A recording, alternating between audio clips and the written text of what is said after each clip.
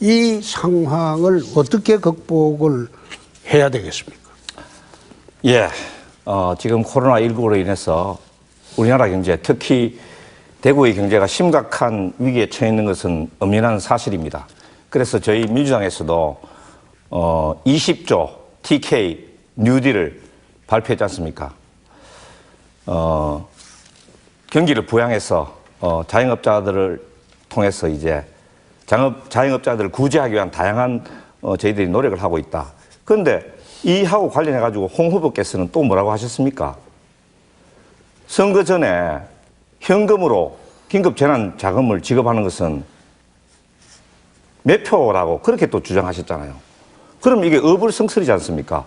긴급하게 경제를 살려야 된다고 해놓고 정부에서 경제를 살리기 위해서 추경을 편성해서 어렵게 돈을 풀려고 하는데 그거를 민생을 살피기 위한 그러한 지원을 매표라고 하시면 그거는 어떻게 설명하시겠습니까? 자, 홍준표 후보 예. 추가 질문 하시겠습니다. 예.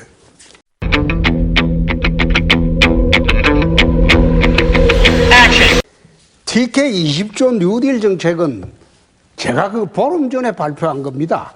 그걸 그대로 베낀 게 이번에 민주당에서 발표한 거고, 아까 지난 대선 때 토론 이야기를 했는데, 지난 대선 때 토론한 그 유튜브를 한번 보십시오. 유튜브 보시면 문재인 대통령이 어떤 대답을 하고 또 그 유튜브에서 나와 있는 내용이 어떤 내용인지 다시 한번 보십시오. 거기 보면 문 대통령은 답변을 한 게 거의 없습니다. 거의 없고, 가능하면 어떤 식으로 하면 그 말 책임질 수 있습니까? 이런 식으로 협박적으로만 했지 답변한 게 없습니다. 유튜브를 다시 한번 보고 그런 말씀을 해 주시고, 두 번째로 이 정권 들어와서 저는 3년 만에 국고가 거들나간다.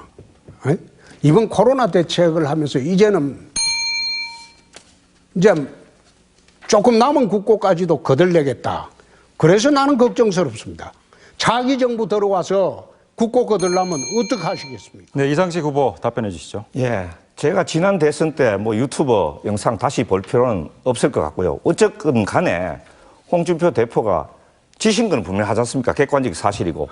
예, 또 박살내라고 하셔놓고 지셨으니까 저는 그 말씀을 드리는 것이고, 두 번째로 국고를 거들낸다고 하는데 지금 우리나라의 외환보유고가 지금 얼마나 많은데 지금 국고를 거들낸다고 하십니까? 거기다가 미국하고 지금 통화스왑까지 체결해가지고 우리 국고가 얼마나 튼실한데 지금 저희가 지금 국고가 거들난다고 그러시는지 저는 그 이유를 모르겠습니다. 예, 홍 후보님, 경남지사 시절에 진주 어려운 폐쇄 시키지 않습니까? 뭐 이유를 보니까 노조 파업, 또 경영적자, 뭐 이렇게 나와 있던데, 노조 파업은 또 소통을 해야 되는 측면이 있고요.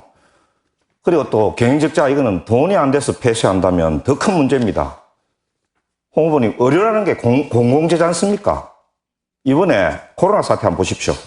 의료원 없으면 어쩔 뻔했습니까? 만약에 홍 후보님 당선되시면은 대구 의료원 없애시겠습니까? 예, 한치를 내다보지 못하고 너무 근시안적이고 적극적이시다. 예, 홍 후보님은 제가 보기에는 정치보다는 차라리 기업을 하셔가지고 직원들도 마음대로 호통치고, 예, 마음에 안 드는 부서 없애버리고 이렇게 하는 뭐 제왕적인 기업가가 더 어울린다, 이런 생각이 드는데 한번 답변해 보시죠. 어떻게 저런 생각을 하시는 분이 대구 경찰청장까지 하셨을까? 나는 참 의아스럽습니다. 진주의료원은 제가 가기 14년 전부터 강성노조의 놀이터에 불과했지 의료원이 아니었습니다. 모든 전임지사들이 폐업을 하려고 수차례 시도해도 민주노총이 무서워서 폐업을 못했습니다. 그래서 정상화 과정을 거치고 그걸 폐업을 하고 난 뒤에 서부 경남 지역의 경남도민들의 의료 보호 대책을 별도로 세웠습니다.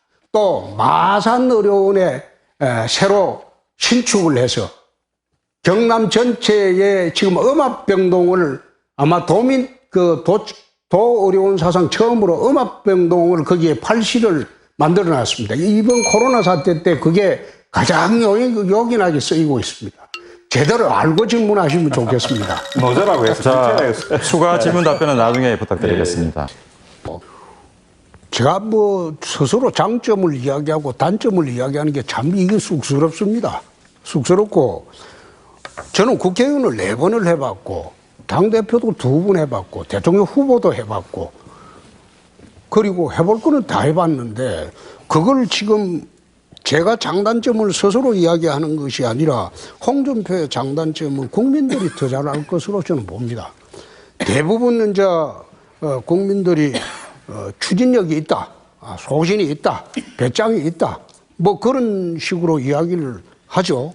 그리고 단점이라는 것은 직설적인 말로 가끔 오해를 산다, 뭐 그런 말도 하죠. 하지도 않은 막말을 두루킹이 덮어 씌워가지고 지난 대선 때부터 막말했다고 내가 상당히 힘들어 했는데 하여튼 뭐 장단점 여부는 국민들이 판단할 것으로 저는 봅니다. 네. 지금 문재인 정권 들어와서 경제 기반이 다 무너졌어요. 자영업자가 망하고 그리고 중소기업이 다 망하고 대기업이 지금 사실상 굉장히 어려워졌어요. 말하자면 좌파 경제 정책 때문에 3년 만에 이 국가가 거들나게 생겼다 이 말이에요. 그런데 지금 채무는 급증하고 있어요. 그런데 어떻게 지금 앉아서 이번 총선에서 펴달라고 하는지 나는 그게 이해가 되지 않습니다. 이거 한번 설명해 보시죠. 네. 이상직 후보 답변해 주시죠. 우리 홍 후보께서 방금 채무 비율이 급증하다고 하셨는데 우리나라가 정확하게 국가 채무 비율이 얼마인지 홍 후보님 아십니까? 그 이야기해 봐요. 예, 41%입니다. 네. 일본은 220%가 넘습니다. 그런데 어떻게 우리나라가 채무가 급증하고 있다고 하십니까? IMF에서도 우리나라에 대해서 적극적인 통화 재정 정책을 쓰라고 지금 주문하고 있거든요.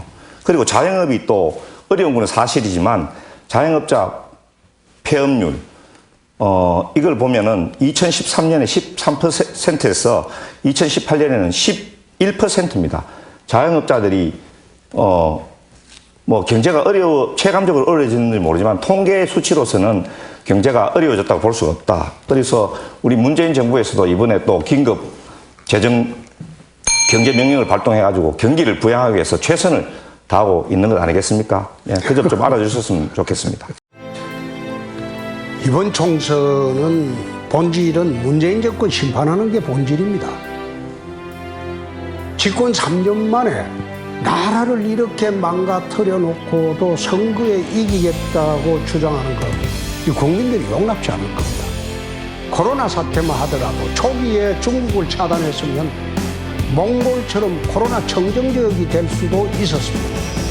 이렇게 확산시켜 놓고 또 병 주고 약 주고 하는 식의 그런 처세도 잘못된 겁니다. 이번 선거의 본질은 문재인 잡은 사람이 과연 누구냐? 이 중에 서울로 보내면 문재인 정권 잡을 사람이 누구냐?